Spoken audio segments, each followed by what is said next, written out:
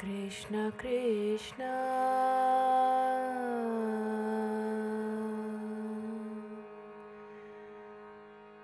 Hare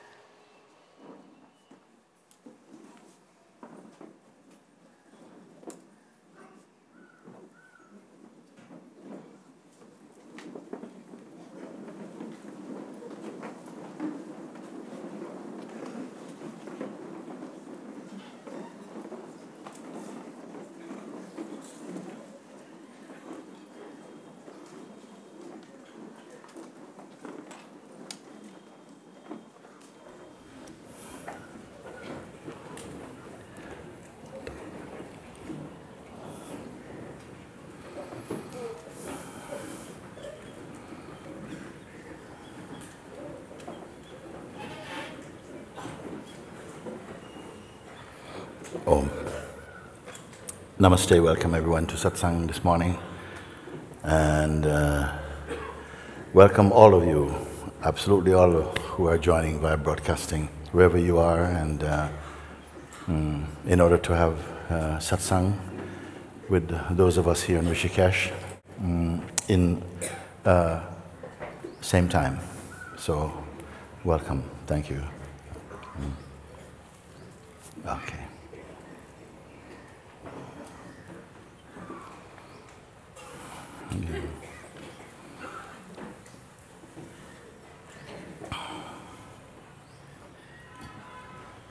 Hi Moojiji. Hi. I've been doing the first word, second word practice. Okay. It's fantastic. Okay, good. Yeah. It's things just fall away. Straight away things fall away. Thoughts, emotions, ambitions, all the different things which I previously held as solid can be seen. Yes. Quite definitely seen. They come back again? Yes, okay. Yeah. But then they'll be seen again. Yes. And then they'll fall away again. Yes. And then I'll get to a point where I'm just the seer. You know, it's just like me and I am, or what I would see as being I am, or the seer, or the observer. I think they're all the same thing. Well, the observer comes when there is need to observe something. You see? When there's no need, when there's not the functioning of observing, it rests only in presence. You understand? It's not. Yes. It's not that it's not on duty or something. So like the thing observed and the function of observing, they are kind of like one in function. No? But when something notices that also, when the functioning is not active like this, you are just abiding in that natural sense of the sense I am, what I may call a conscious presence, like this. You are just aware, and this is your natural state actually. In the, what can I say? It is like the feeling I am, the sense of being. You can say it's like a lens through which the manifest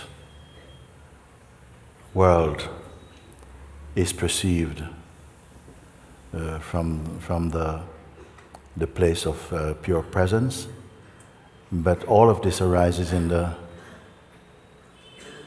that absoluteness. you speak of the second bird, and that's a place of what I call the place of conscious presence. And then I asked before, is the state of witnessing, is it also a functioning?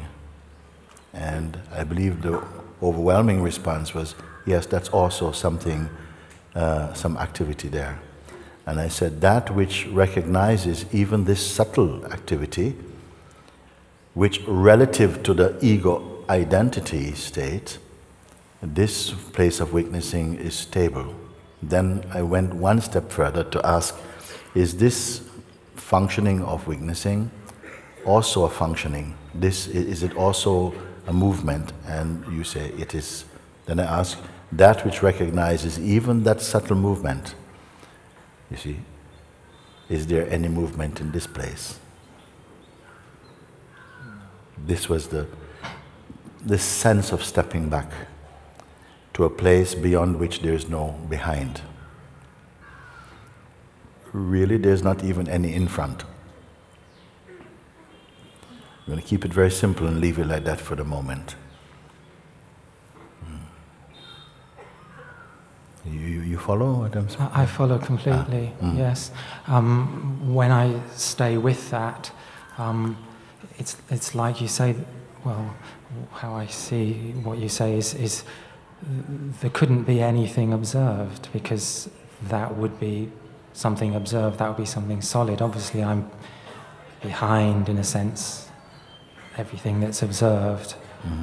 So all I can really do, as far as I can tell, is just sit with that and allow things, whatever is perceivable, to constantly drop away, and then more and more subtle things would then come into view that would then drop away. If they need to. If your abidance in that pure awareness, then things coming in and any attention given to them, it becomes so subtle. It's almost like there's not really any movement. I don't want to speak about that like, so that we catch it in the mind only. This is why I say, come to that place where you are witnessing, but I ask you, that which is witnessing, can that itself be witnessed? Can the witness be witnessed? If there is a witness, is it something tangible? Does it have a shape or a form or something? So these questions, they are very important questions. They arise like this. And by allowing the question to search you somehow, something deeper is experienced, no? If I want to use the word experience, not experience in a dualistic way, you follow, no?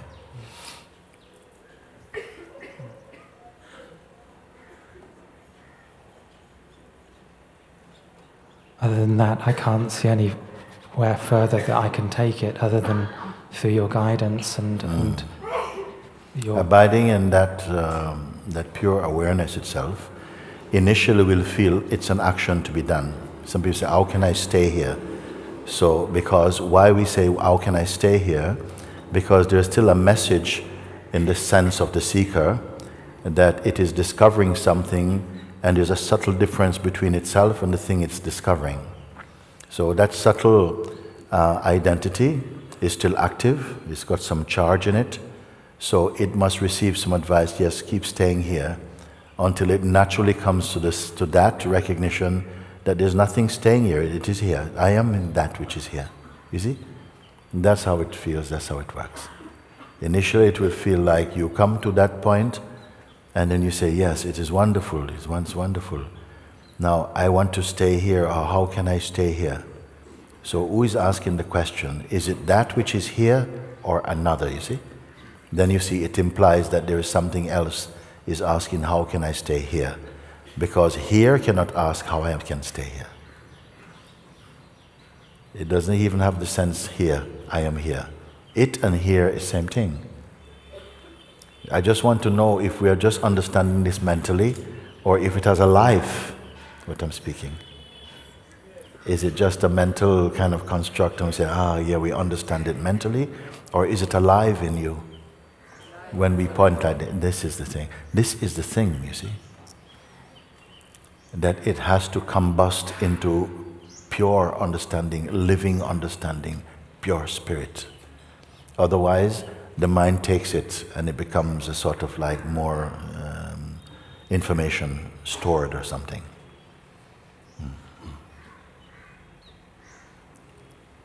It seems obvious in a way that it could only be myself and it could only be where that I'm looking from. Yes.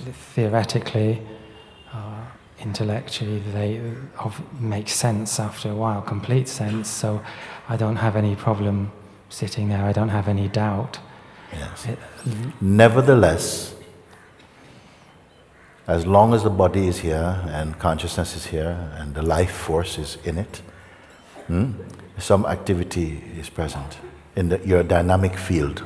No? You have the sense of existing, and there are things to do. You're not existing just to sit.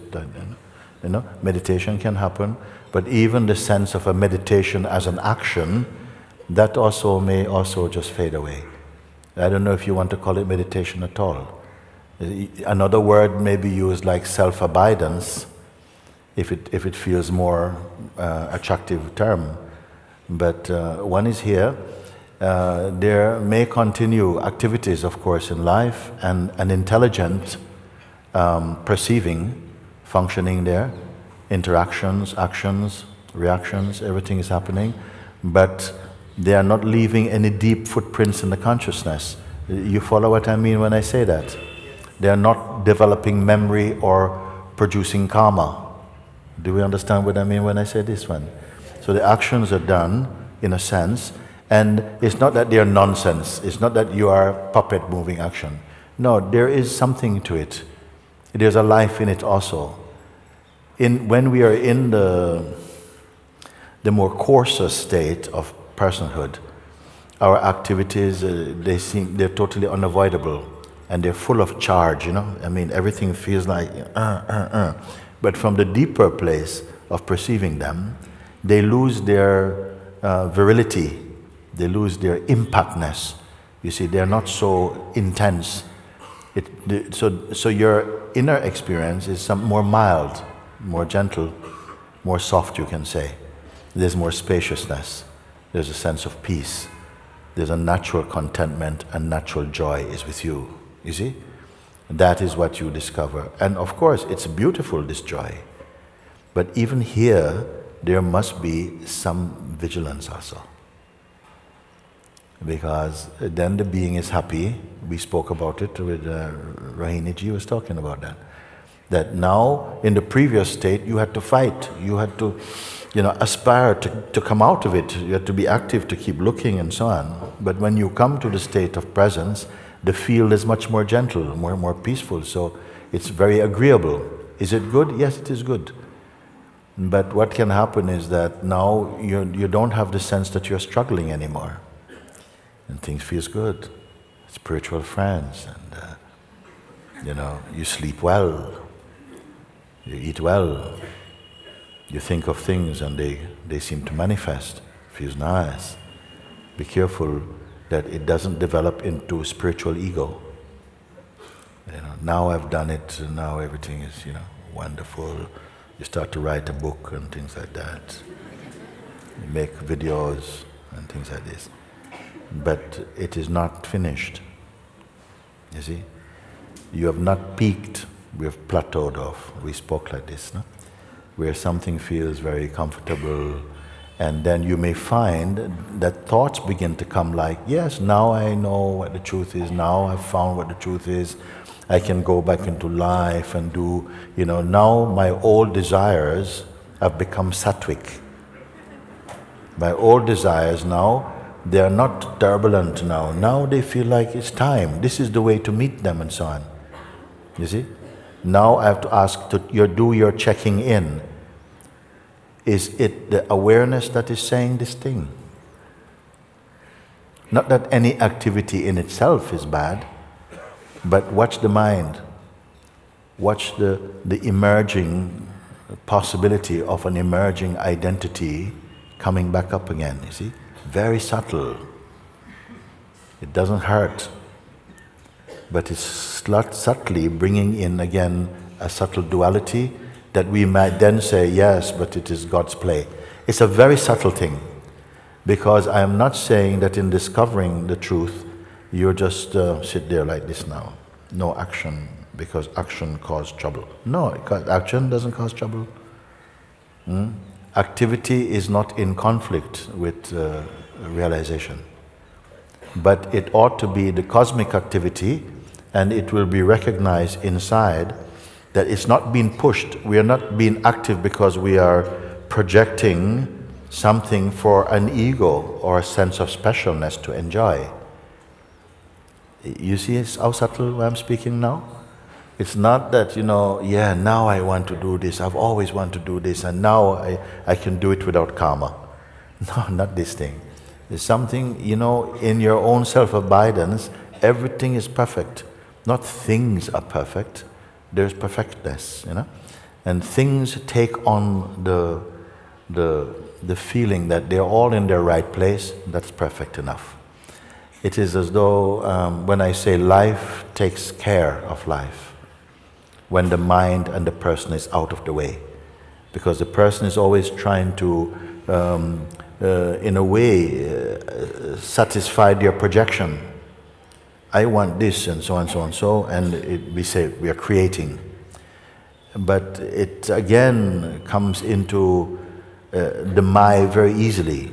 When we are free of this I self, I person, then actually all your thoughts, all your actions are actions of the universe and thoughts of the universe. Does it connect with you like this? It's not that you become like some kind of divine cabbage or something. No, the life is moving and it's fresh and really unexpectedly very diverse in its expression, but it doesn't have an ego behind it. You see? It's very rich, very fulfilling in a sense, because yourself and your dynamic activity are a oneness. It's not something trying to achieve something for a purpose of personal thing. And it comes gradually, so that we have time to be reacquainted with our original being and the functions of life. You see? Gradually, if there are some who are some are absorbed in the consciousness, they may not feel any particular interest in the dynamic activities. That is by God's grace. They may just be tucked into themselves somehow. And no one can evaluate their presence and their power, actually. They are rare. It's not that they decide, I'm not going to do something. Even if those words come, that's not where the power comes from. The power is already earlier than the speaking of them. Can I speak like this? Okay, so then what happened now, they are almost, you can say, selected. I don't know if this is a fair word to use. It's almost as though they're selected to be in that place, where whatever it is in the world is of no interest to them. Now, we who have interest in the world might say, poor people, they don't have this pleasure that we're having. You have no idea.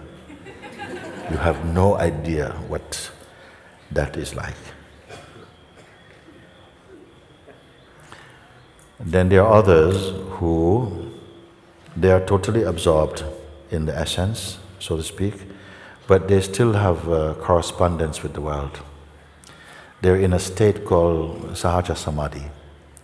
We may have heard this term, which means that although the mind is resolved in the heart and it's one, but it doesn't have to suppress the senses, it doesn't have to conform to any shape. Whatever it does is in natural harmony, but it's not for a personal outcome. It's for universal benefit. You understand? Because largely the ego expression is for its own benefit. The ego also has the capacity to observe also, but it observes with self-interest only, and with the limited field that it chooses to relate to, or is capable only of relating to a very limited field. Because beyond that, it loses its grasp. Only the one whose energies and mind has subsided inside the deeper seeing has come into that universality. You are experiencing it, in fact. You don't come to peace and that stillness, that ongoing silence and peace, which is effortless, unless you are becoming more universal, you see. Because the ego is more narrow, more suspicious, more vulnerable, more needy, insecure, full of desires, attachments. It's actually a stressful state. But we don't realize that because we don't think we have choice. So then we just get on with it, no? You do what you have to do, get on with it, no? Only when you are coming from one state into another state, maybe a higher state, sometimes lower, but generally higher state, can you look back and evaluate your previous state. When you're in it, everything feels it feels universal. Even if you're living in a matchbox, your whole world in this feels like this is your world. You know how to live there, how to move, you know this thing. And this is why, in a sense, it can feel like to step up in a broader field of consciousness feels like it's taking a risk because you're good in your little world. So only grace gives that aspiration to really open the wings of possibility up so you can be experiencing in a broader field of consciousness. Have I gone too far? Okay, thank you. I can see, yes, it is like living in a matchbox, and there will only be genuine peace when everything, all these states of mind are let go of. You could be living in a physical matchbox, but at the place of awareness, you are universal. If you follow, you see? Physically, you might be living in a matchbox, but you will know you are not trapped in any box. That is the nature of awareness, and awareness is formless. Ego is very formful and attached to forms. All its attachments are perishable. All its desires are in time. So it is not constant. You see? As the deeper understanding is being recognized and experienced, you see, the egoic state becomes less appealing because your world has broadened. Your seeing has become more open, more panoramic. And you won't want to go back into the tight clothes of personhood. It's a natural, what is the word now?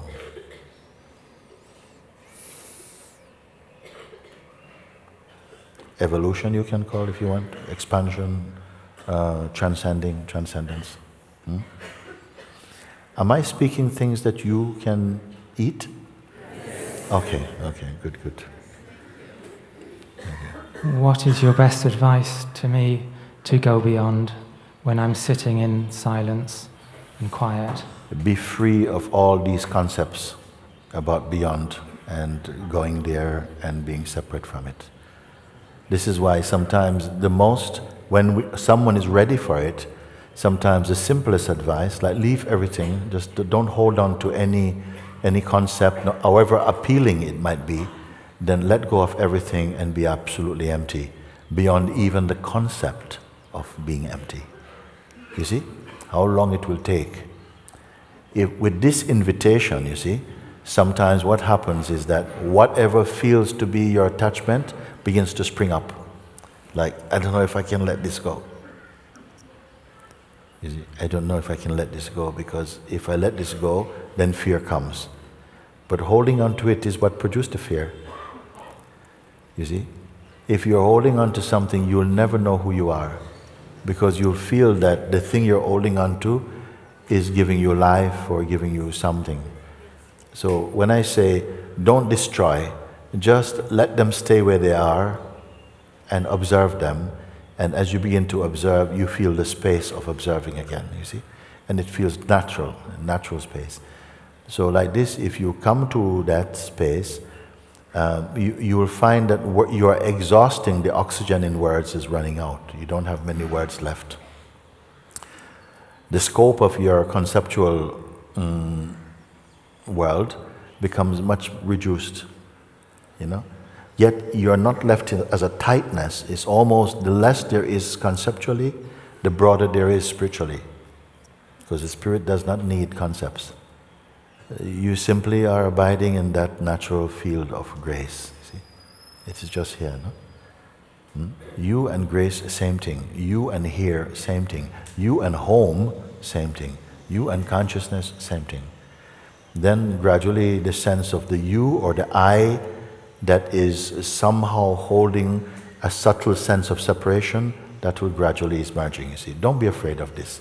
And this is why it seems to be soft and slow, because you're reacquainting yourself, reacclimatizing your mind to its essence, you see. If it goes too fast, resistance and holding. And gradually, each one in their own timing. This is the grace of God, no?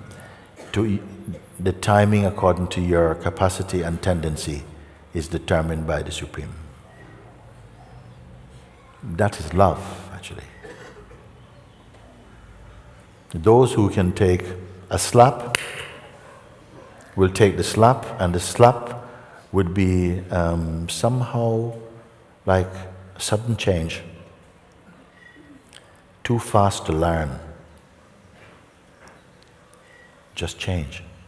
And this, nobody wants it.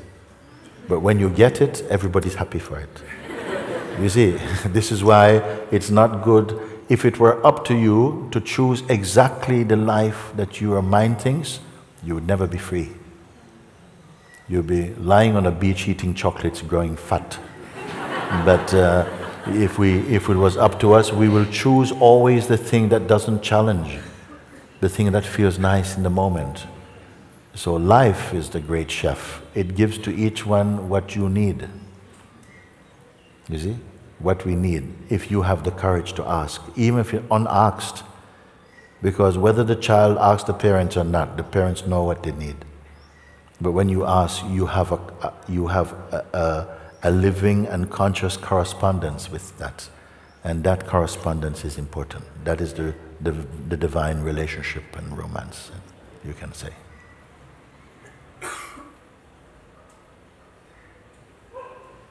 Now, I find myself saying all these things unrehearsed, unplanned, and yet if I told you I'm not saying anything at all, can you accept this thing? My truest truth, I'm not speaking anything at all, I'm not prepared anything at all, I'm not really doing anything at all, and yet if you say, but what you're doing, I say, well, I'm sitting here and talking. So it's good not to talk about it. Because it can seem a bit nonsense if you listen in the classical way, you know, what is he saying? Sometimes you may hear somebody in Sangha say, you know, I'm leaving but I'm not leaving. I'm doing but I'm not doing. I'm reading but I'm not reading. What it mean? You know, don't you? Yes. Something is happening, but underneath it's happening in a non-happening. Can I say like this? Something appears to be happening, but it's happening in a non-happening. Your true self is not happening. The pure self is not a happening.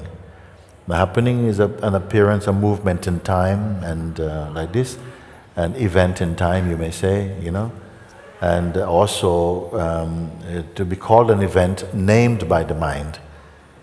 You see? Because until or unless the mind says something happens, experientially, nothing happens. So I may take two people from here and ask, okay, what's happening? And one will say, oh, that's a very hard question, Moojiji. I mean, like, there's so many things happening. There's so many things happening. I mean, whoa, there's no count. Okay, what's happening? Nothing.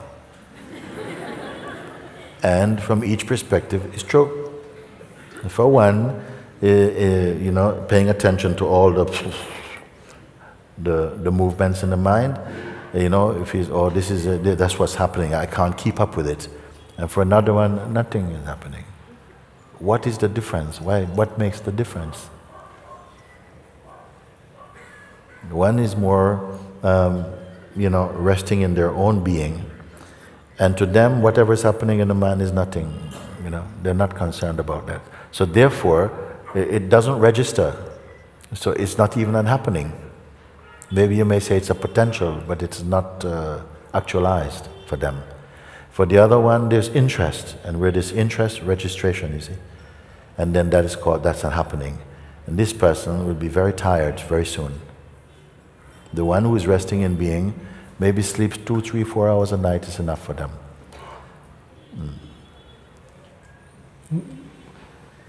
When you say stay with the I am awareness, and you say stay with awareness, is that basically the same thing?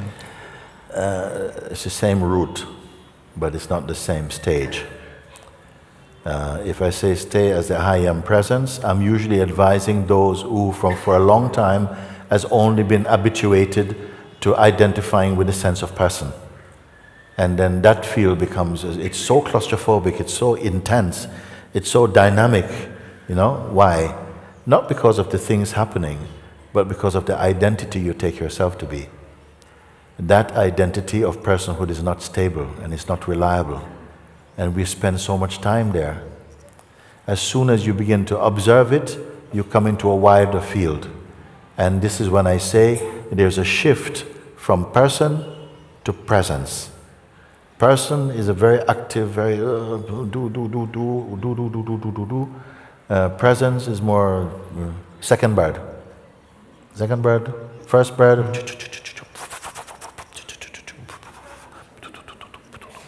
First bird, second bird.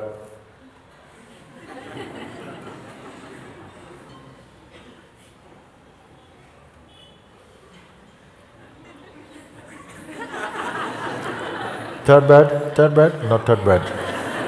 So at the second bird, what I call a second bird position, can we use this kind of language, second bird position, then your life is much more, it's not running away from you. You're not in pursuit. You're in a state of silence. So you're much more happy, much more healthy, more quiet, more spacious. When you're in conversations, you're not nervous. Something is very grounded. You feel alive. You feel just peaceful. You should know this state now. Very easy. Even from this state, there can be fluctuations. Sometimes a movement comes strong, you know, and energy goes there, and you feel like you're in movement. But at the same time, you can weakness. But the weakness maybe feel a little sense of some, you see? It has to ground itself again by recognizing a thing and reminding itself, I am not that thing. And stay as the detached weakness, see? So I gave a story about that, short little story. Somebody's walking down the road, he's waiting to cross at the traffic lights, and the car comes screeching and slams into another car, okay? Both drivers get out of the car. One is a lady, one is a man. The man who comes, he's shouting at the lady, you stupid, blah, blah, blah, blah, blah. And she says, you are stupid, and then he says, who are you calling stupid? And then I'm calling you stupid, you see? And then he butts her, and she falls on the ground, kind of bleeding. And then she goes in and she gets her umbrella, and she whacks him on the head. No? And then the whole thing goes to court, and you are called as a witness. Yeah, were you there? You are the first witness, please? First witness come, yes. Yeah. Your Majesty will take oath, and I was there, yes, yes, yes. And you saw all these things. Yes, I saw these things. And then what happened? Well, after she hit him with the umbrella, I just thought that was too much. And I stepped in. And I said, why you do this? Why did you hit her in the first place? And he says, mind your own business. So I punched him. You see? So then what the judge says, no, no, no, you're not anymore a witness. You are involved. You are part of the crime scene. Hold him, officer. You see, like this, no? Can the second witness come? Another witness come and stand there, and the witness says, yeah, you saw all this? Yes, we saw all of what he said, and then I saw that he did that. Ah, very good, very good. And where were you standing? Well, actually, I was in the car with the lady. I was just observing. I don't know her. She just give me a lift.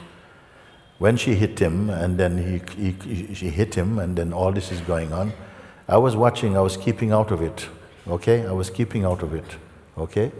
But then what happened is that this man came and pulled me out and said, you saw what happened. And I told him, I just saw, I did not have nothing to do with it. But he was holding me by the collar, and I bite him. I bite his arm because he was holding me, you see? And then what happened? Then he started to hit me, and then, you know, it just became all crazy there, sir. So you're not a witness, you're part of the scene, no?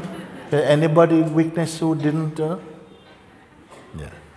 This is called witness. If you're witnessing and then you get involved, yeah, this thing, then the witness is not pure witness. It is quite involved in the crime scene. That which is witnessing is simply observing, no?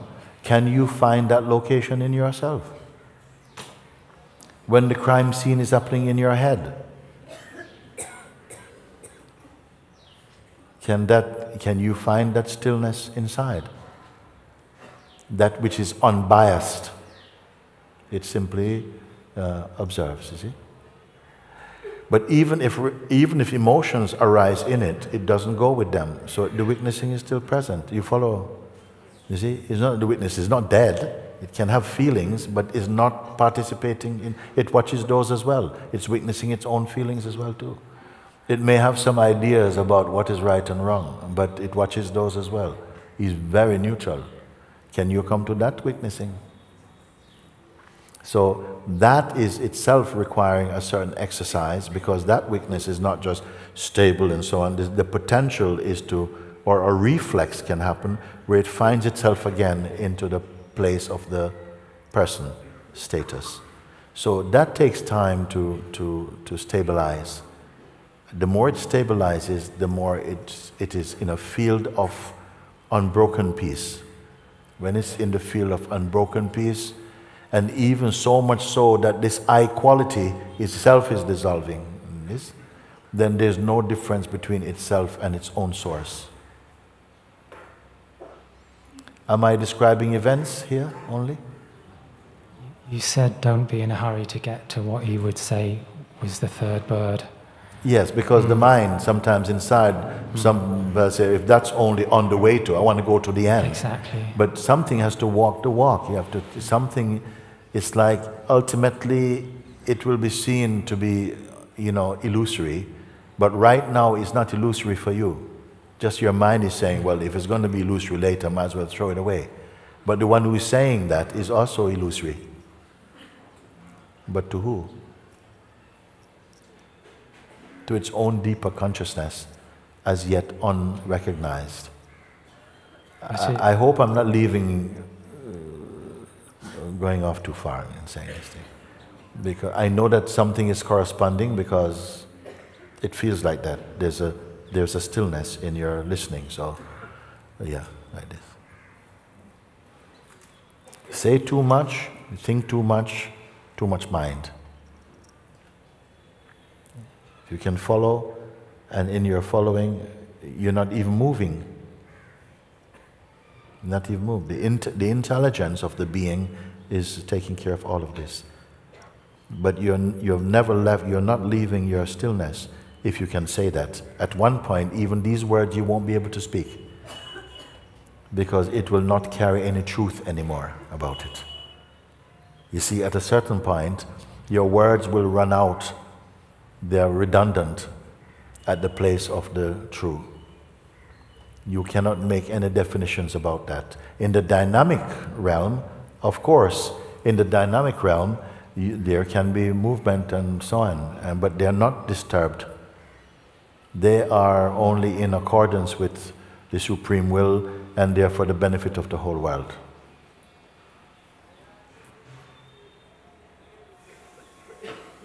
You see, I'm telling you a lot of things that would, in the old way, it would have taken a long time for me to tell you these things. So in order to stabilize in that understanding, you're going to have to sit with it, not in company, and marinate in that understanding.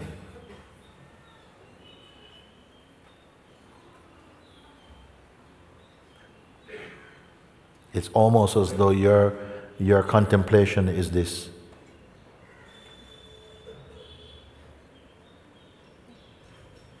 That's all that's happening in your inside.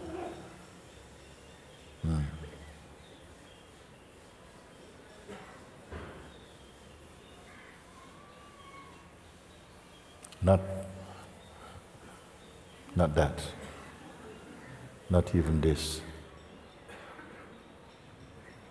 Not even this.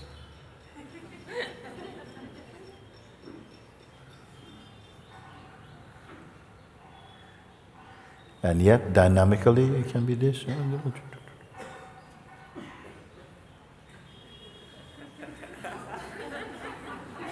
That can happen, but it doesn't disturb this.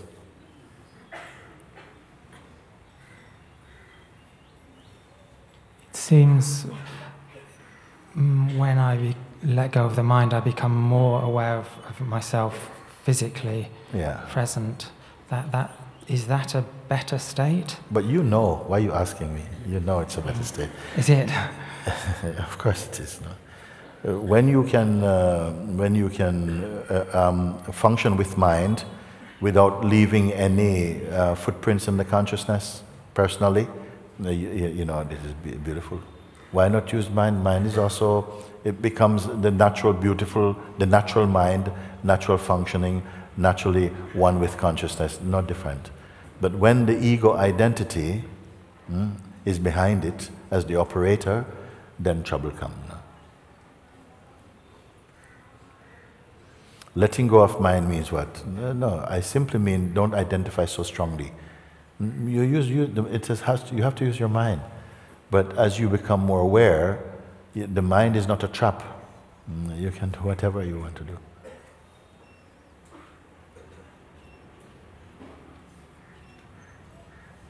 I'll just sit with it in silence. That seems... At the deepest place, even sitting with it in silence doesn't mean nothing at all. From the place of that, there's no sitting with it in silence. Yeah, I can say yes, because you keep on referring to yourself as the moving thing, as the journeyer. So I have to tell the journeyer idea, keep quiet, sit with it. But from the pure place, I'm not going to say much about this. There's nobody sitting with anything.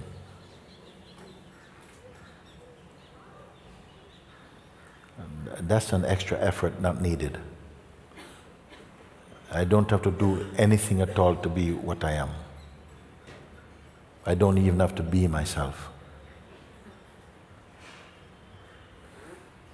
You didn't get that, huh? There's nothing I have to do to be myself or to be where I am. I don't even have to be myself. That is something, that is already something, you know. I'm not going to talk about this like, yeah, you know, that's it, no? I don't speak about it. It probably would take you a long time before the mind, the place, the consciousness is been refined enough for that just to be recognized. But as long as the activity is shared with the interest of the ego and stuff, it won't land somehow enough deeply. That's why I say it's fine. You are the grace itself subsiding in its own self.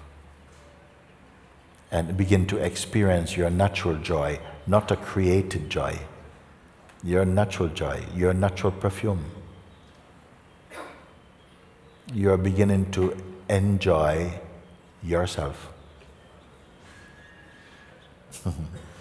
Sound funny, no? Mostly we enjoy things, we enjoy plans, projections, what it means to enjoy yourself. We often say, yes, I really enjoyed myself. But it means I enjoyed myself doing this thing and thing. This is fine also. But what I'm saying that you enjoy, you're in the joy of yourself. Okay. Thank you. Thank you. Thank you. Very good. Somebody here. Okay, you come in the black shirt and the glasses. Okay.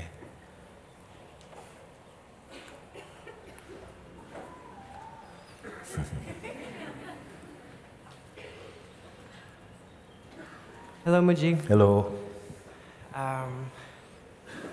I'm following your pointings, and I think I will. You've been following for how long? 2 years. Okay. Yeah. I think I will go home with more than enough help. Mm-hmm. But still, sorry. I wanted to take the chance and ask you if you could help me see myself clearly. Okay. How are you seeing yourself at the moment? Do you need glasses?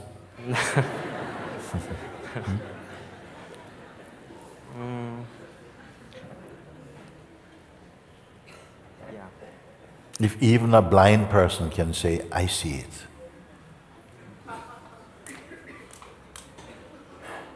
What it mean? It's not a phenomenal. Yeah. Yes. I guess it's my mind trying to see myself. If you know that it is your mind trying to see,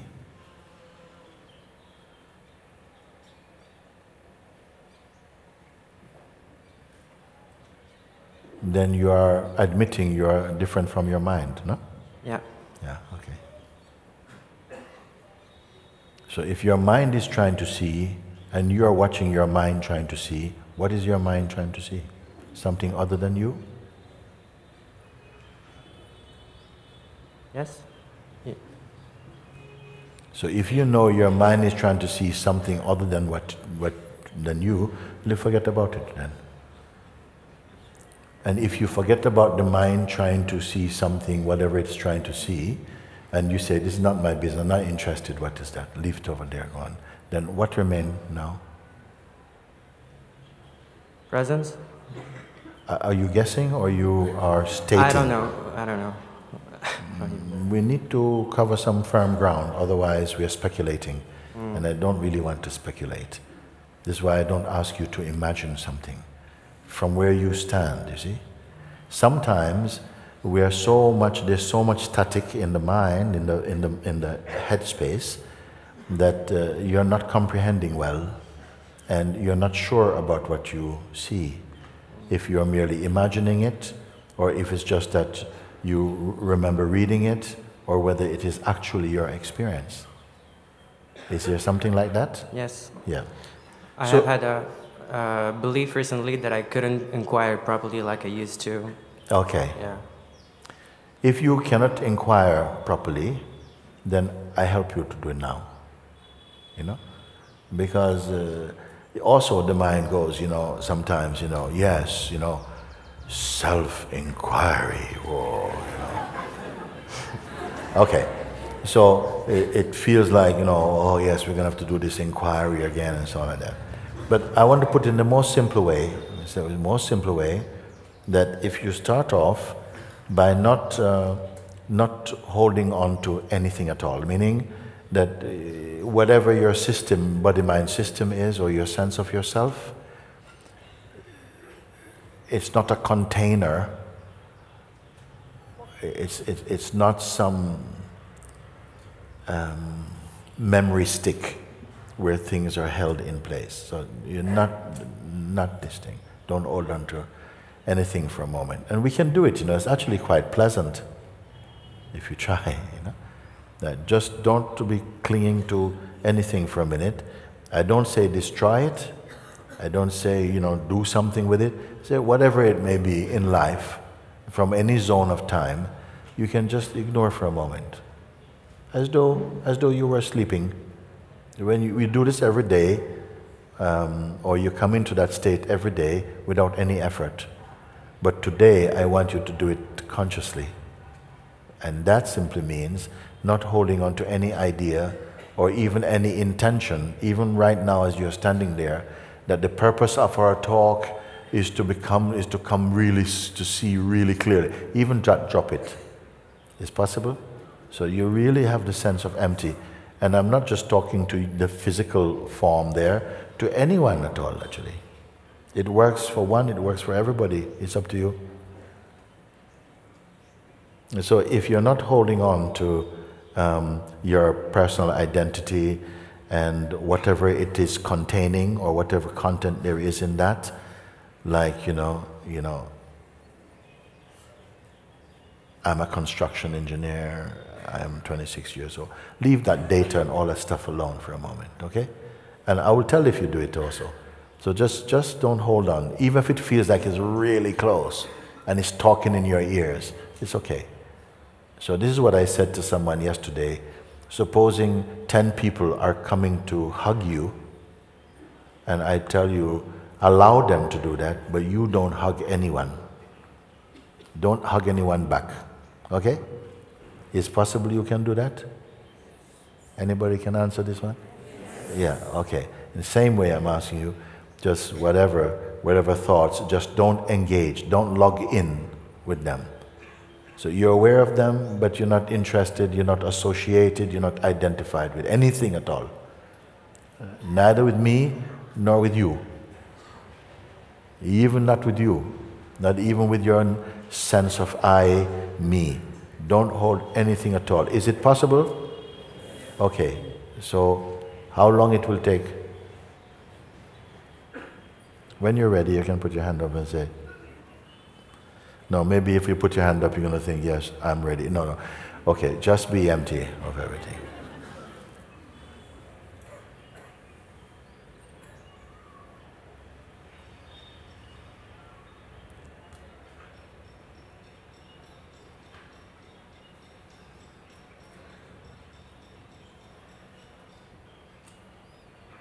Is there any effort in being here, in this? You're going to have to be the mouthpiece for yourself. And yeah, is there any effort to be empty? No.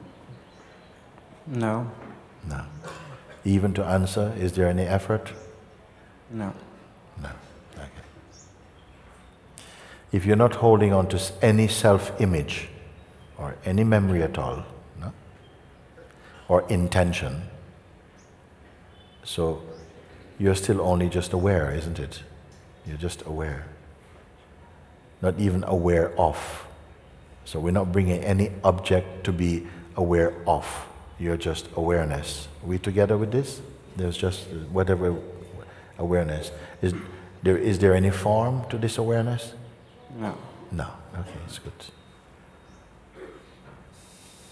But sometimes when I answer... No. Okay. Now. Don't go to sometimes, now. You say, sometimes after, then we're back into some discussion, and you're back in your mind. And we say, be empty of this. Be empty of this. Can we do? Yeah. Okay. And don't be waiting for something. So any feeling of now what or next, no next. There's no next. And also not waiting. So the sense of waiting come up and say, no, not even that, not waiting. You're still okay? Yeah. So you're here, you're not a container of any ideas, even wonderful, even spiritual, wonderful ideas or feelings, you're not containing, not holding. You're aware, but you're not combined with anything. Okay? So this is for you.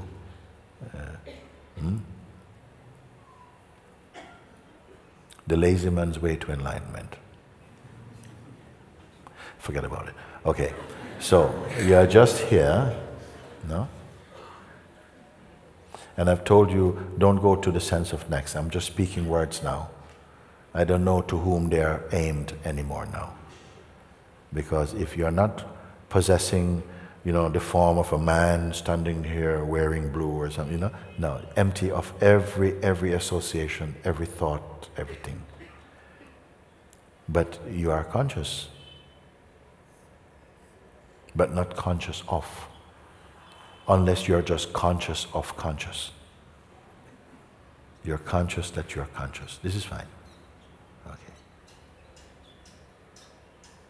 And not waiting, not imagining, just am, just is. You be very honest about it, no? Because only here I can speak with you. Only if you come here I can speak with you what I want to speak with you now.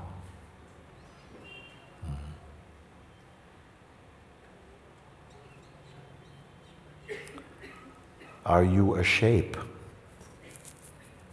As awareness, only awareness. No? Do you have a shape? No. Are you practicing or need any practice to be here? No. No.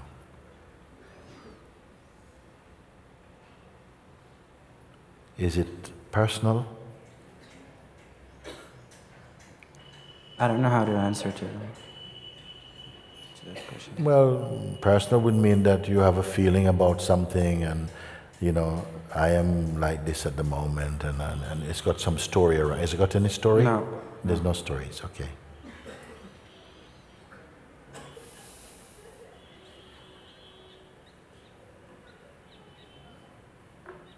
Would you call it a state? That you're in a state? Bearing in mind that states come and go. They have a beginning and they've got an end. Are you in a space that has a beginning and come to an end? Now you got thinking eyes. You see, when I asked you this question, everything was coming, then I asked this question, you start to do like this. I call that thinking eyes. You're searching with your mind to try and find what your mind think about it. Okay. So don't go there. I'll ask you an easier question for now.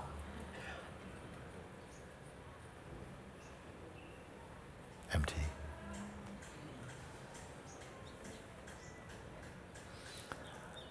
Have you lost anything of true value by being here? No. No. Do you have any needs right now, just as the awareness itself? No. No.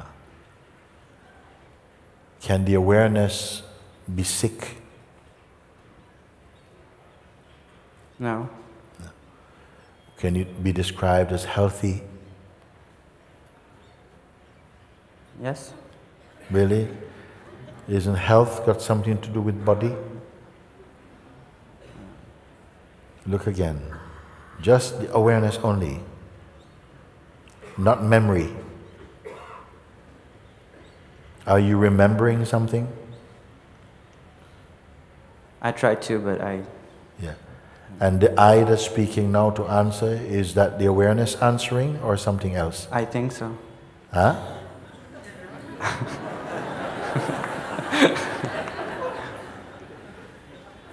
It was awareness. Awareness.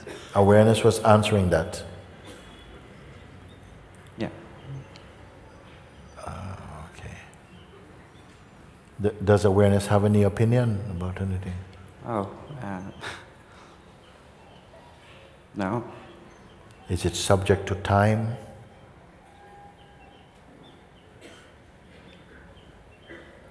I don't know.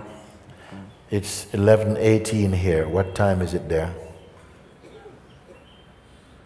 No time. What season? No season.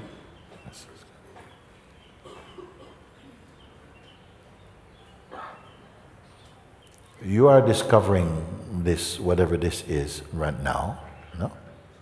You're in direct correspondence. Is there any distance between whatever this I'm referring to is and you? Is there some distance that needs to be covered? No. No.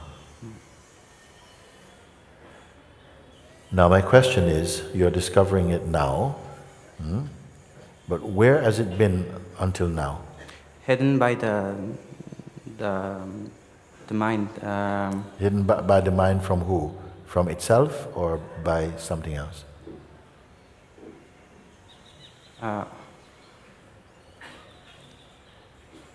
Can awareness answer this question? You're discovering this now. A discovery is being made that, you know, this thing, awareness and yourself, you say there's no distance. So now you're speaking as awareness, you see? Itself. Are you sure, or are you referring to your person? I don't know. Like I can hear the mind like growling, like outside. Yes, but that's somewhere over there. That's not really, no? If you give attention to it, is it the mind come or you go? It comes. Mind come, okay, mind come. Comes where? It intrudes upon awareness? Yes. In what way? Can it push awareness over a little bit so that it can be there? I don't know. It's kind of say convincing words to for me to be identified into it. Right. So you are the awareness to which the mind can speak, and then what would happen? If identity arises from you, then you're pulled into a state. Would it not be like that? Yes. Yeah. Would anything happen to the real awareness? Would it suffer, the pure awareness? Can it be pulled out of itself somewhere? No. No. This is a very important thing. Because it's a misconception that's very common. That if mind comes and says, you know what you're doing, you got important things to do right now. And who is it fishing for? Who is it talking to? It must be talking to a memory of a self or an idea of a self, and then somehow something gets pulled into the shape of the one who listens to the mind. Is this too subtle a thing to talk about? No. No, okay. But that would be watchable also, would it not? Is there something that the observing cannot observe? Even if such a thing happened, that the mind gets pulled, or something gets pulled into a shape, and now it feels like a person, is that not also observed? Yes. In the minute that you recognize that is observable, are you pulled into anything? No. No, this is the simple exercise that's happening with you.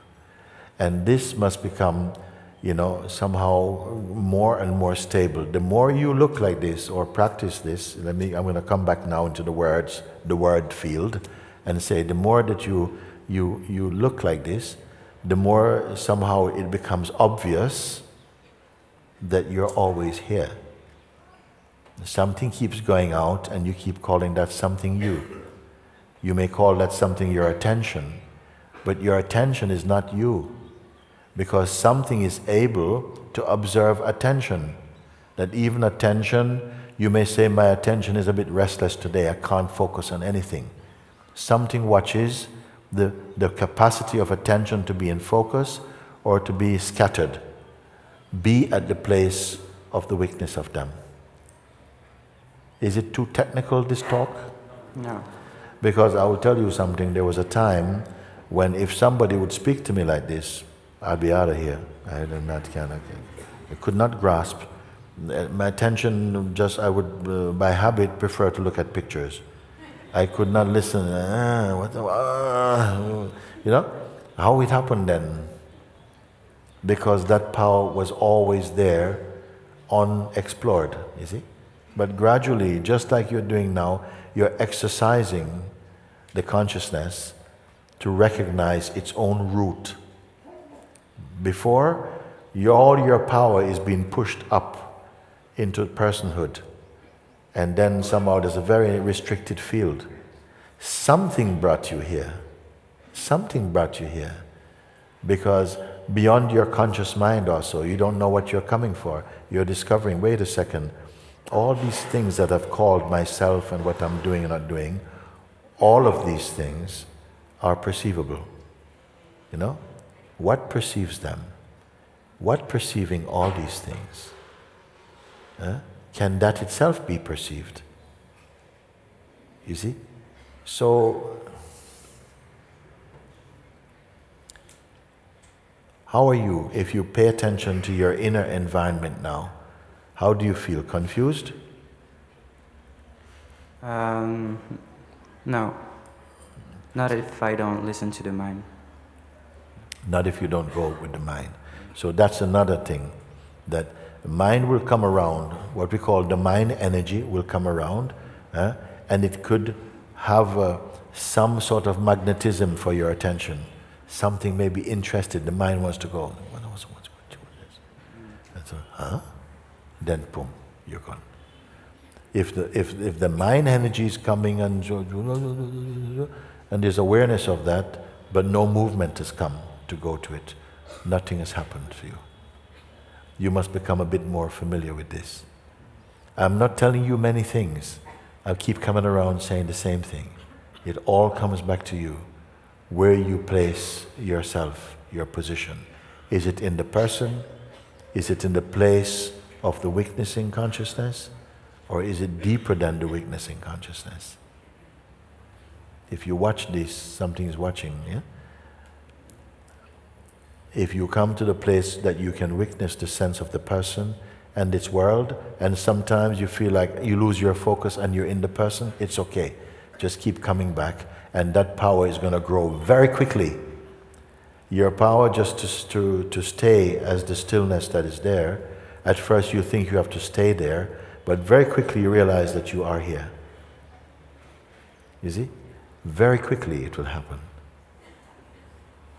And it is an enjoyable exercise, because as you see that your mind cannot always succeed at distracting your attention away from yourself, there's a great joy in knowing that your power is returning to you to do that. And it is so quick, it could just finish right here. The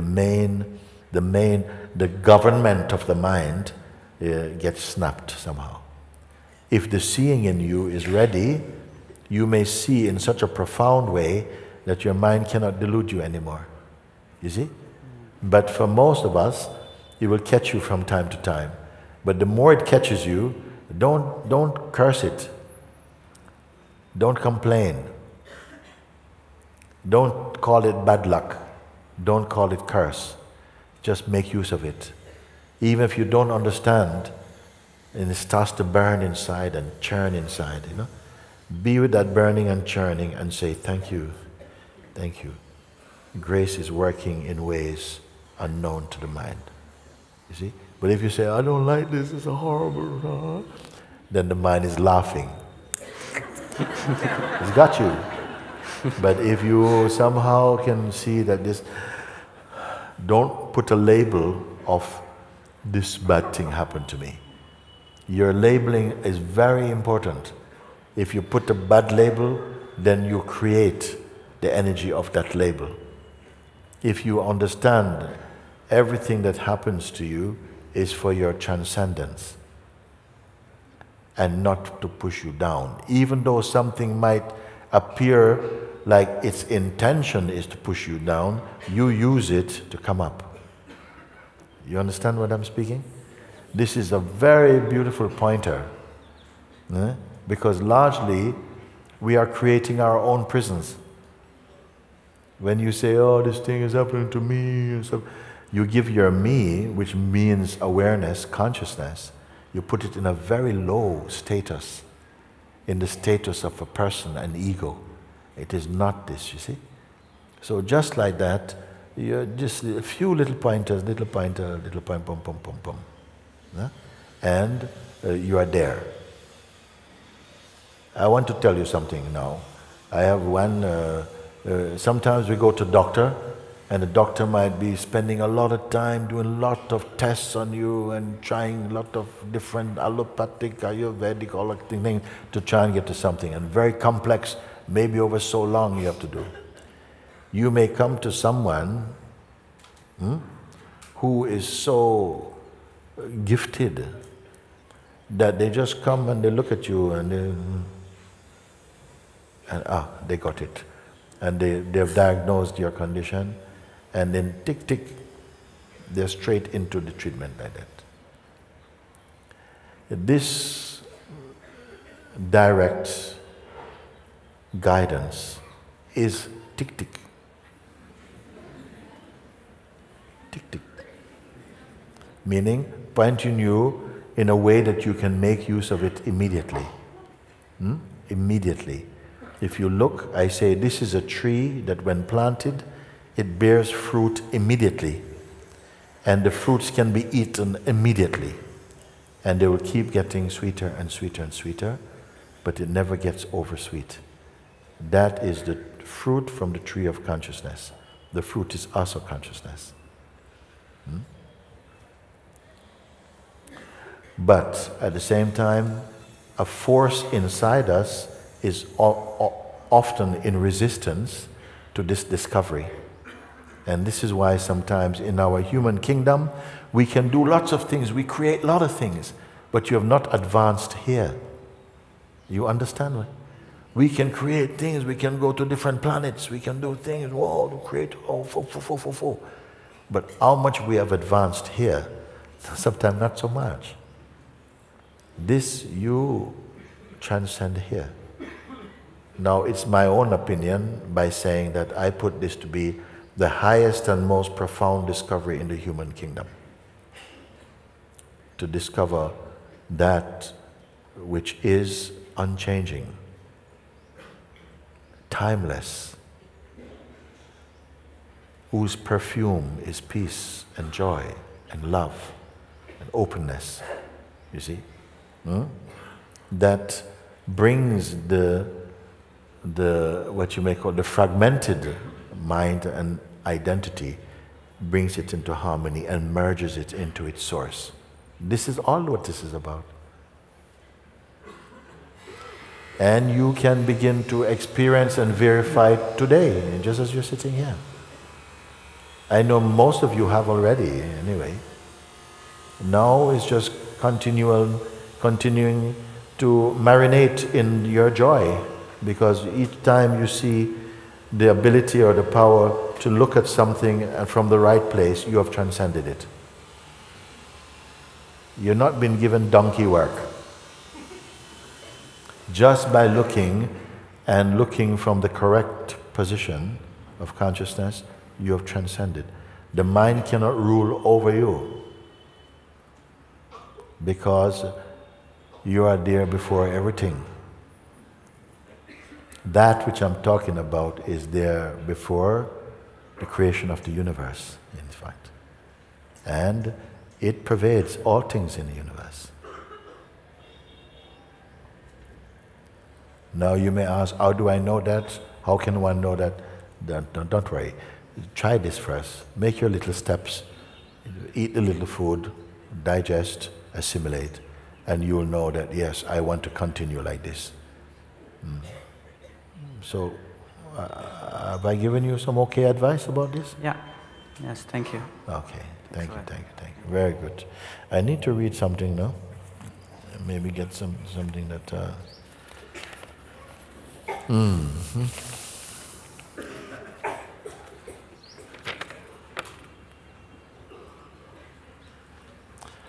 Dear Guruji, if I am the I before I am, would I have the perceiving function of the I am?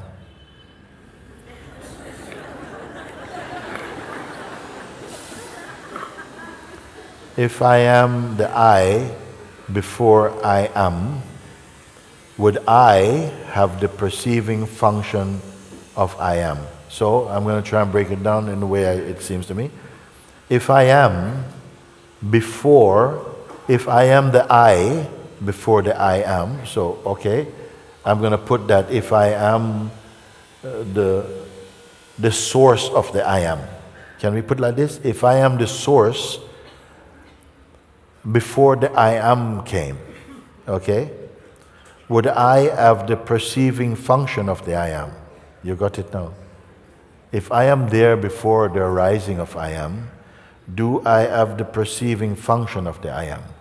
If I say the I am is the seed from out of whom the universe has come, meaning that the seed of consciousness that makes perceiving of the manifestation possible, then that I amness seed must have sprouted from something.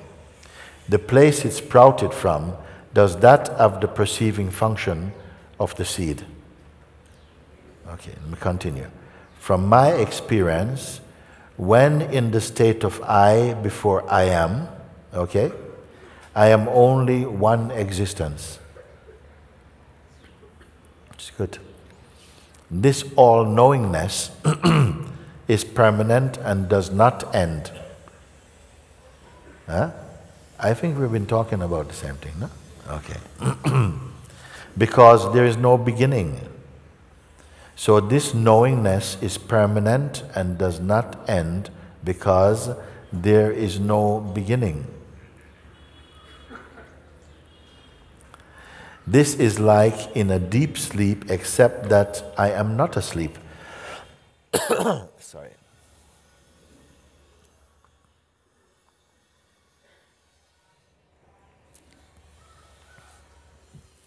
Thank you. So this is like in a deep sleep, except I am not asleep. Are you with every word? Okay. It is the me before my father was born.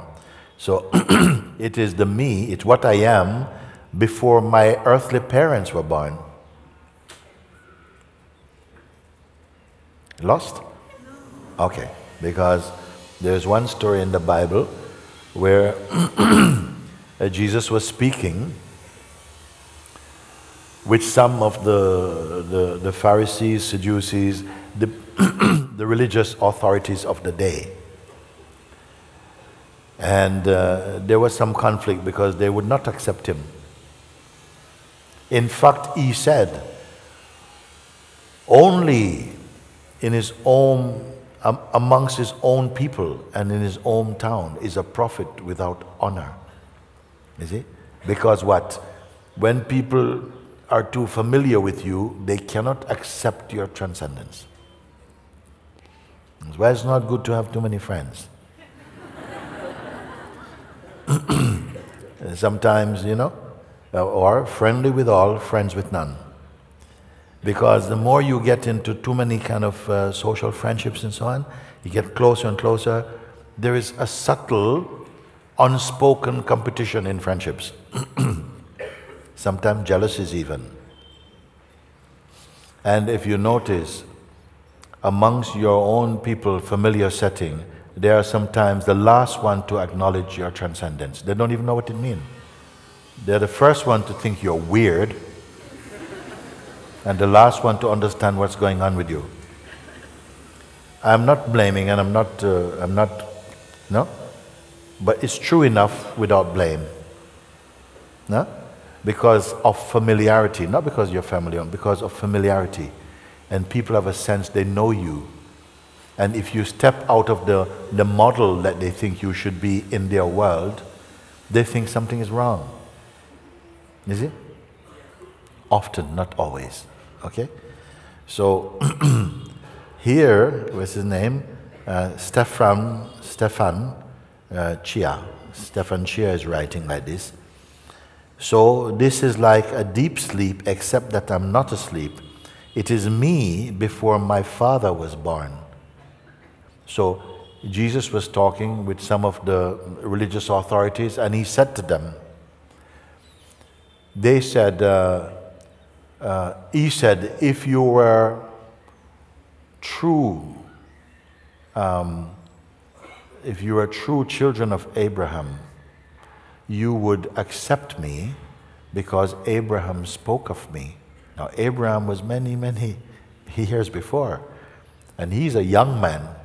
So they said to him, look at him, what he's speaking. How you're so rude. How can you speak of our father Abraham, who lived centuries ago, and you're only a young man? You see? Are you greater than Abraham? So they were very ruffled by what he spoke. And this is what he said. To tell you the truth, before Abraham was born, I am. Phew, that freaked them out. No trouble. Huh? What it mean? Can these things find understanding in you? What he's speaking. That I am seed is uncreated. This I am seed is not in time. It is consciousness. He's speaking of himself as consciousness. They're speaking of themselves as flesh and blood and body. He said, you are 36 years old or 35 before 34-year-old. Our Father lives many hundreds of years ago. They're talking about a physical, a biological lineage. He's talking, what is the lineage of consciousness?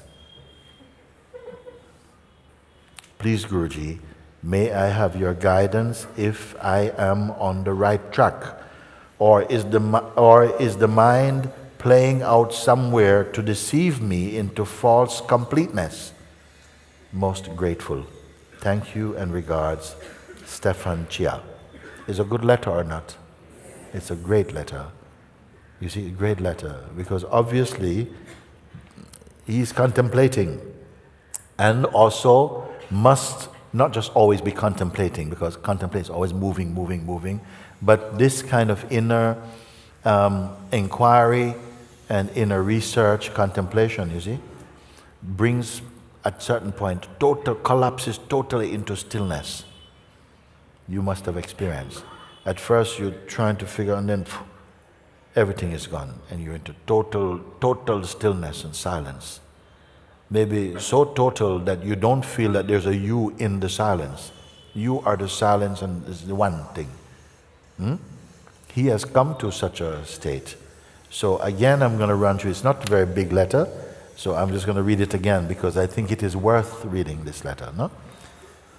If I am the I before the I am, would I have the perceiving function of the I am? Right? So in order for there to be the proliferation of the verified world, from that root, the pure consciousness cannot be called a seed. A seed is something created and can sprout.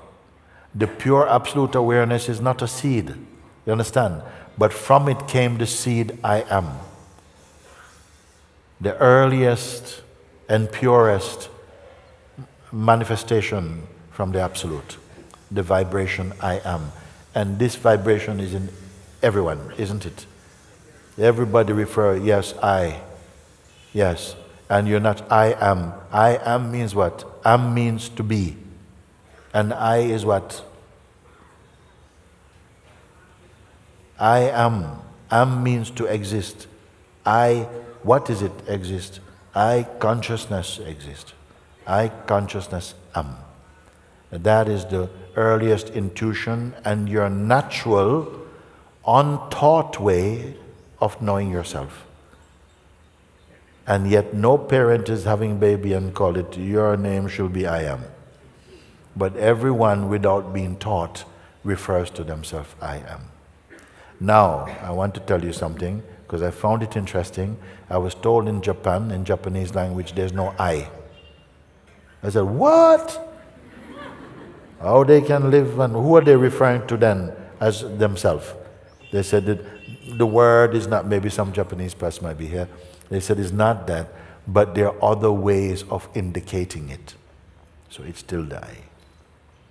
Not the word I, but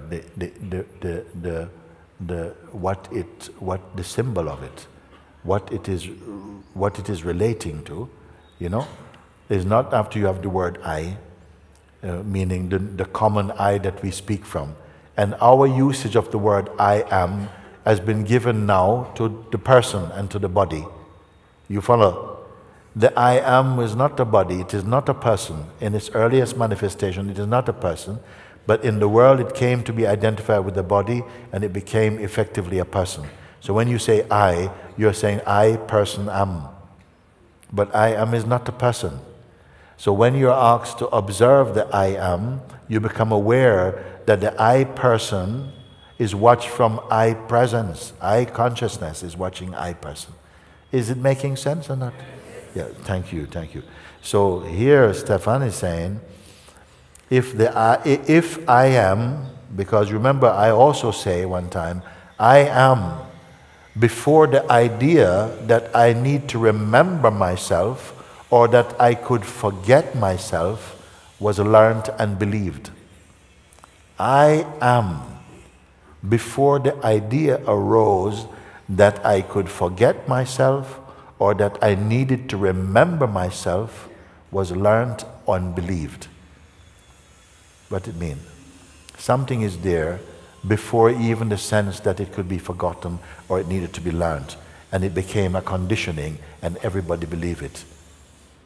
I am the person is a limited state and a stressful state. God made it like that so we could move on from that, but we're still hanging out in it, giving each other trouble. Okay? And now it's come to say, observe that I amness. Let Ramana Maharshi, please, we are coming, yeah, Ramana Maharshi said something. What did he say? He said the I removes the I, yet remains the I. Juicy, no? I removes I, yet remains I. Is it foolishness? It means the true I, the true I am, removes the I, me person and abides as itself the peaceful I, or I am. This is all that. This is the paradox of awakening, actually. We are the I am that has somehow become transformed in the I, me person. And because of that, we have lost our way. We're living in a field of conflict, of you and me and this and that and them and no. Whereas from the place of the I presence, the I consciousness, that conflict cannot proliferate. Are we seeing this or not? Today's satsang is a very good satsang, actually. if we grasp it, no? So, now he says, if I am the I before the I am, would I, he's not talking about person, he's not talking about person, no? He says, if I am the I before the I am, what is called the Father or the Supreme Consciousness or Nirguna Brahman. If I am the I before the I am, would I have the perceiving function of the I am? Well, in the place of the absoluteness, it does not need anything. It does not even need to become I am. It doesn't need to become I am. But why it become I am? Don't ask me. It became I am because without being I am, all this world could not manifest. All these diverse universes could not manifest without the seed I am. You see? It could not manifest. Now, if the seed does not understand itself and projects itself into personhood, darkness comes into the world. Okay? But it's obviously meant to be so. Who can we blame for that? You see? Now, if we remain in the sub-seed, the seed I am the person, then we are likely to say, why did God make all this stuff? It's just so horrible and I don't know. No? If you stay in the I am presence, you see the beauty of the manifestation.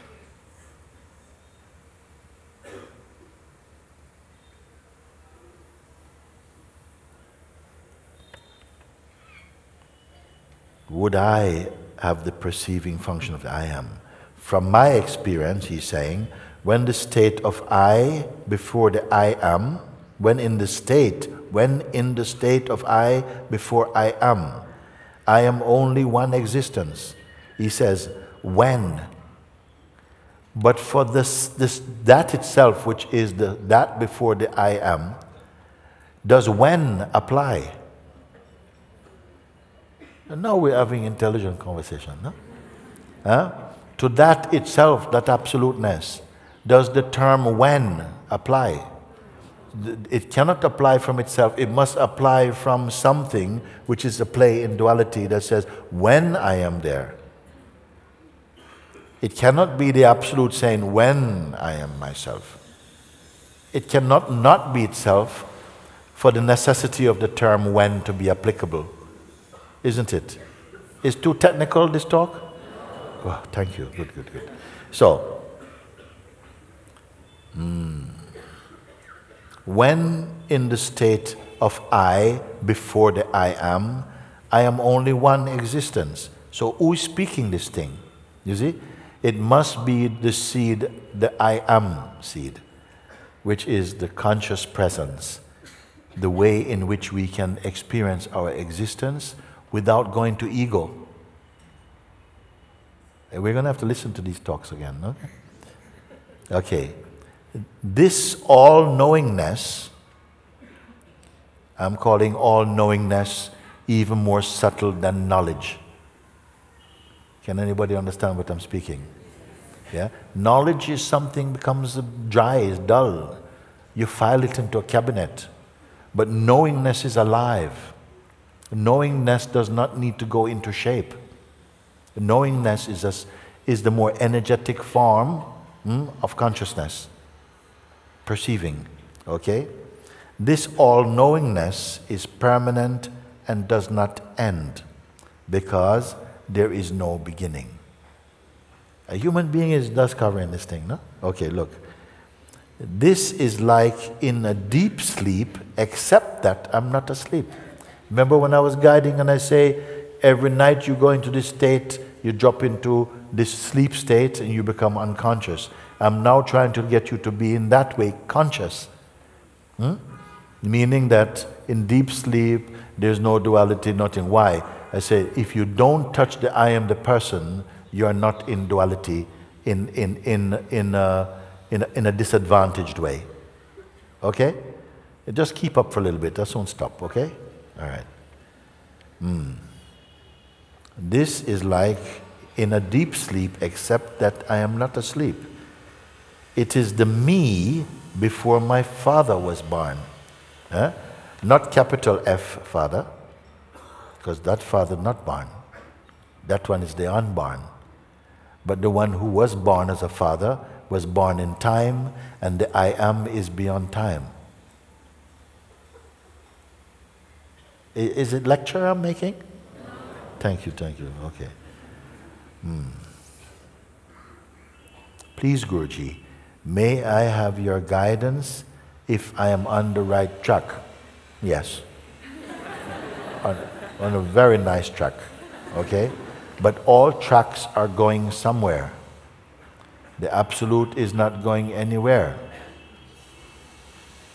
So something, the seed of exploration, the seeker seed, is trying to discover its own source root. So that is like a journey somehow. I'm on the way. Am I on the right track? Yes. This I is on the right track. What will happen when it meets its destination? Where is track? And where is the arrivee?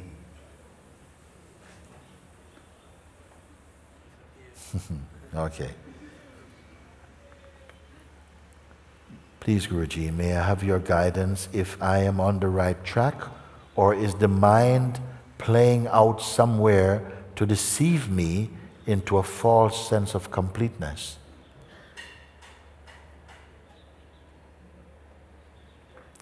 As soon as it is recognized when I say, can the third bird be watched? And by what is it watched? Is that one a watcher? That's why I said there's no third bird, there's no weakness. It's not a weakness. Witnessing happens, but it is not a weakness. Does that make sense to you? Yes, okay.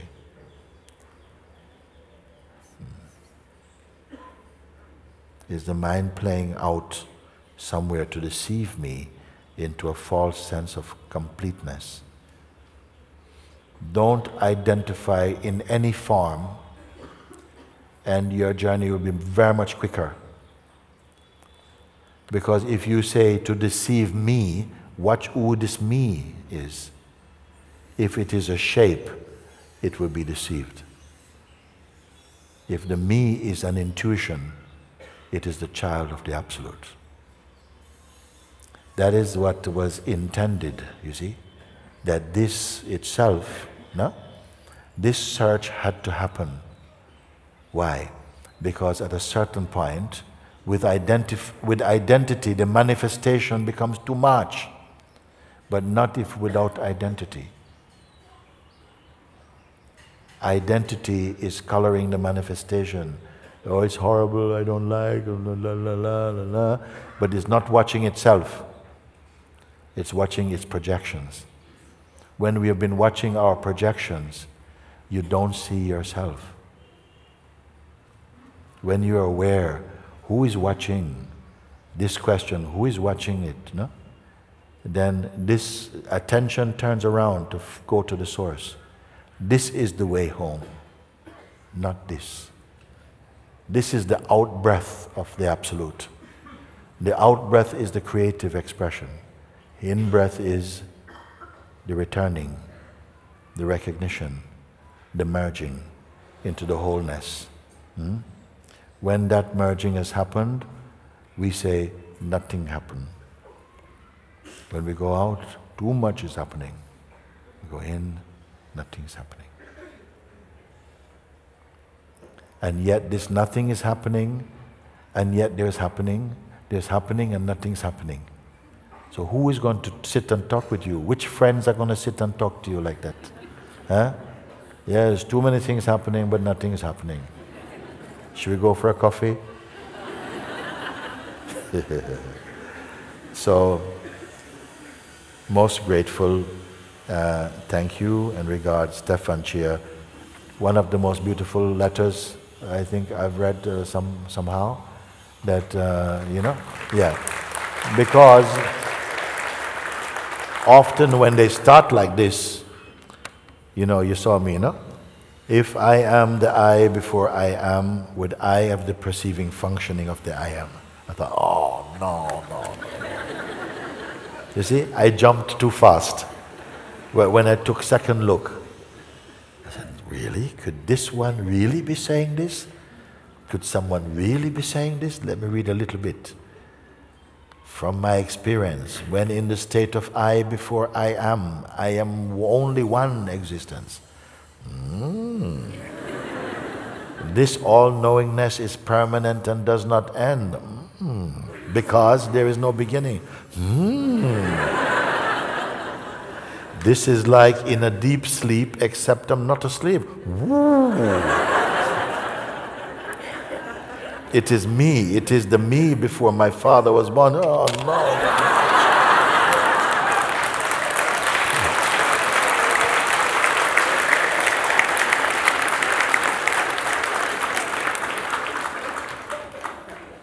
Consciousness has written a letter today. And consciousness is enjoying.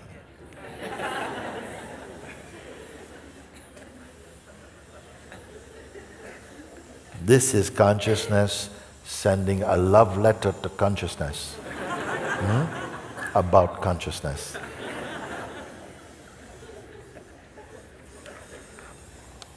I tell you the truth, I don't want to say anything more today.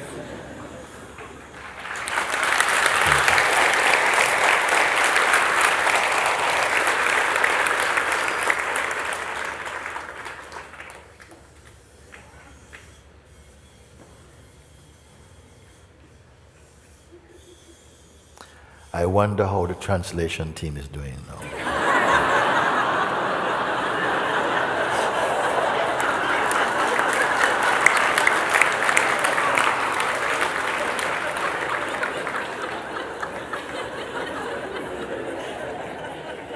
They're probably still translating.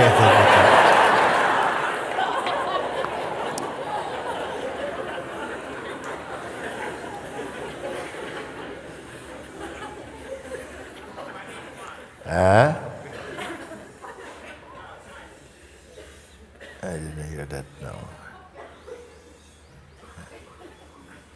They did what, Papa? Oh, they need a copy of the letter. I'm going to send one out. I think I should post this letter up somewhere. Can we have somebody to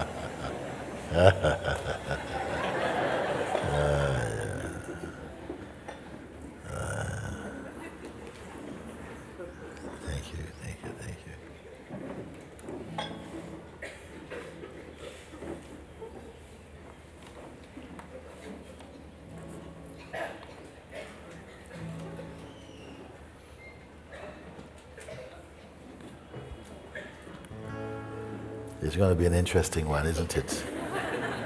We have husband and wife, we have a famous comedian, and one karate kid.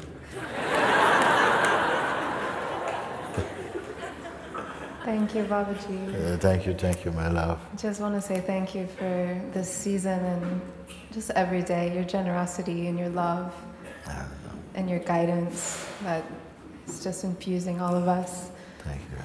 And this song is called Life is a Kirtan.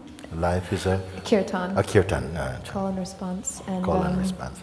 We heard you say that in a satsang once, and it just really, like what you were saying with the letter, it's the one calling the one, and just that we have the ears to hear this. And my heart is always singing thank you, and the chorus is thank you, my heart sings. Thank you for everything. So if you want to sing along with us, you're welcome to.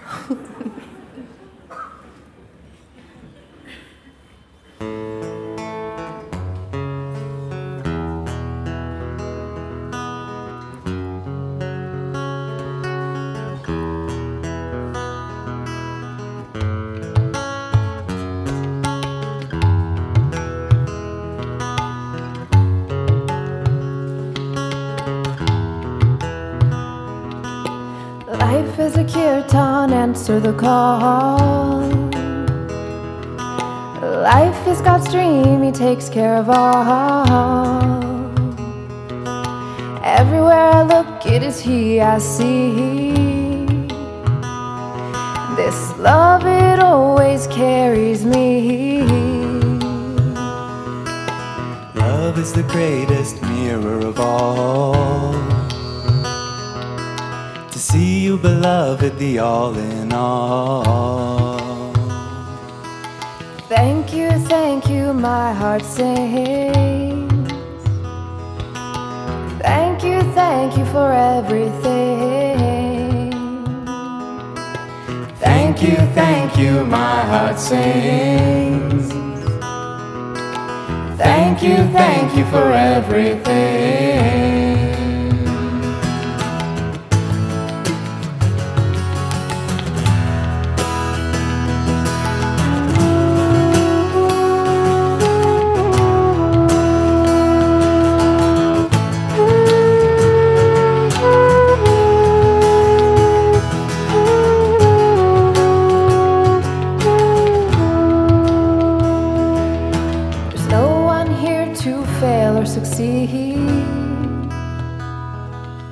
By your grace, you're showing me that I'm free to be free and free to be bound. I lay all my burdens down. Don't be afraid, don't resist, don't delay.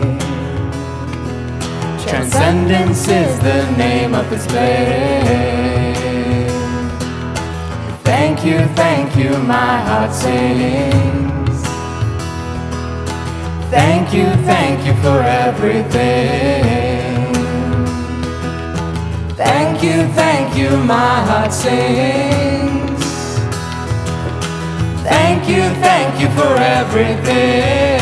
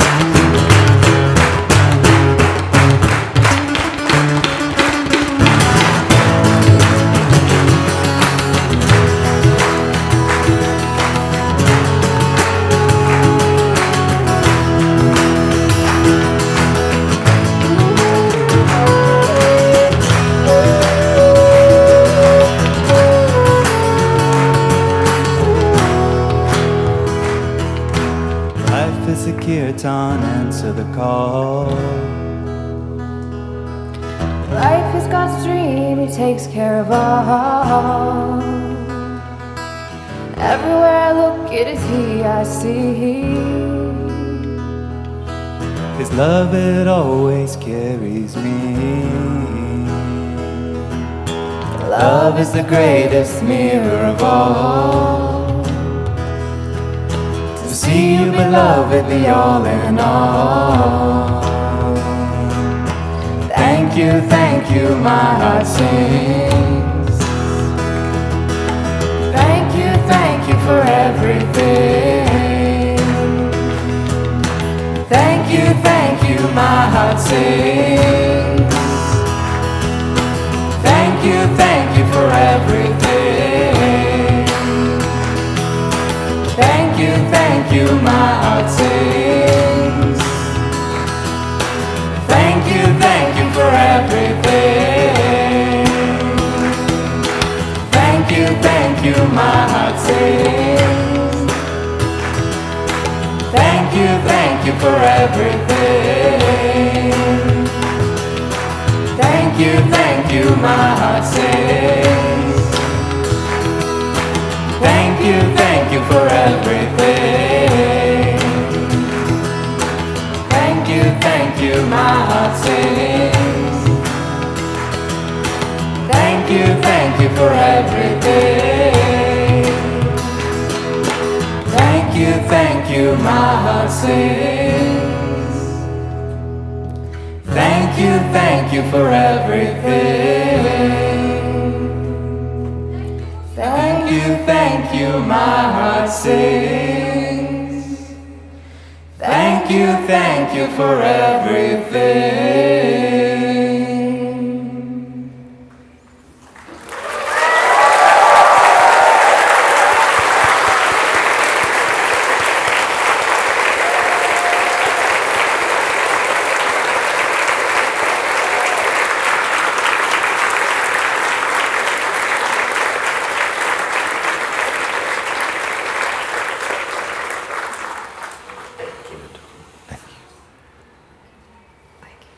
Thank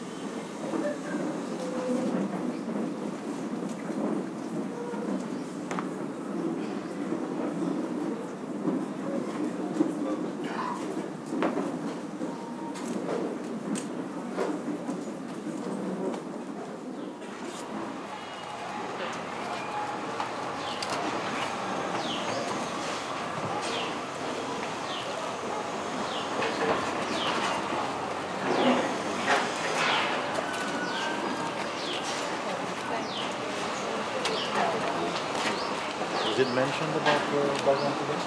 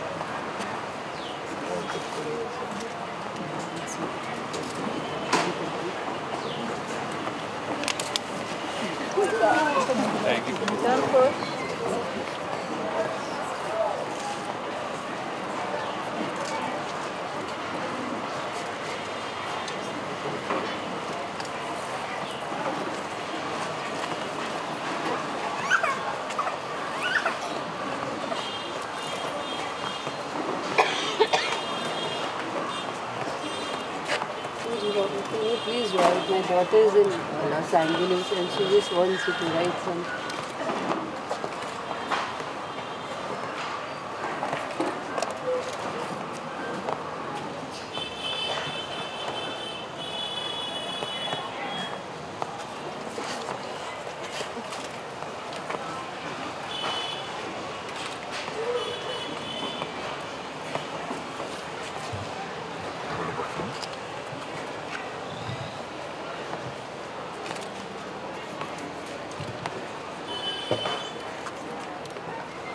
The name?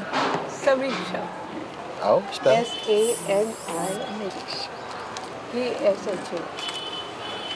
K-S. K-S-H-A.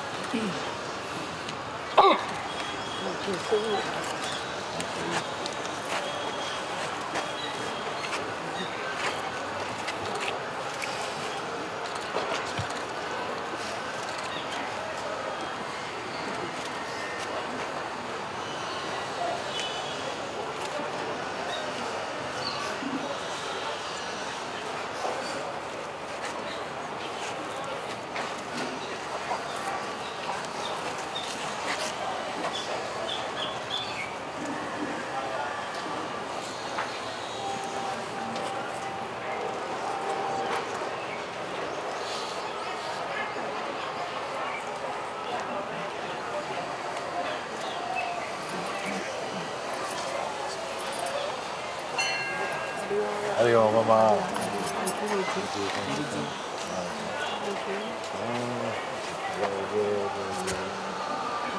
You're here, you come, huh?